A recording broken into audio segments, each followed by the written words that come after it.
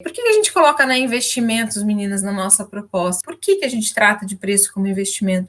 É muito comum, né, quando a gente está no começo da profissão e a gente faz uma precificação, a gente olha e fala assim, nossa, tudo isso? Nossa, mas será que eu pagaria tudo isso para organizar sei lá, um home office, um closet e tal?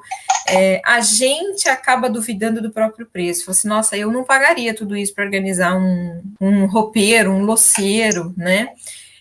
Então, meninas, quando isso acontece, a gente tem que entender que isso tem que acontecer aqui na nossa cabeça. Quando a gente não aceita o valor do nosso serviço, quem é que vai aceitar? Né? Então, a mudança de mindset que a gente tem, ela tem que ser muito grande, né? A gente precisa entender que esse é o nosso trabalho, essa é a nossa profissão. Então, automaticamente, quando a gente entende que nós vivemos disso, então nós precisamos acreditar no que a gente faz.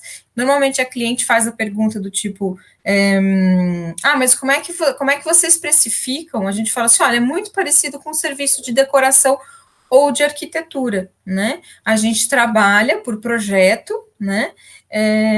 E aí eu preciso fazer uma entrevista com você para entender quais são as suas necessidades para montar um projeto personalizado. Né? Então, quando você faz esse tipo de comparação, automaticamente a cliente já fala: opa, essa pessoa não é uma arrumadeira, né? Ela não é uma faxineira que organiza, né? Então, existe formas de se posicionar perante o cliente que dificultam a tentativa dela te comparar com uma empregada, não te comparar a pessoa, mas comparar o seu serviço de organização com o serviço de uma faxineira que vai limpar e vai organizar, né? Vai colocar as coisas no lugar, é arrumação, não é organização. A gente precisa entender que a gente precisa se aceitar como profissional. Então, essa é a primeira questão, quando a gente fala de mandar uma proposta para o cliente, se posicionando como uma profissional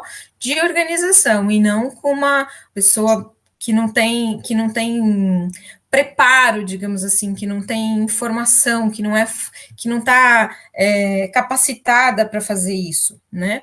Então a gente precisa se posicionar. Primeiro a gente precisa se posicionar aqui, né? Aqui a gente tem que ter em mente que a gente precisa ser uma profissional de organização, né?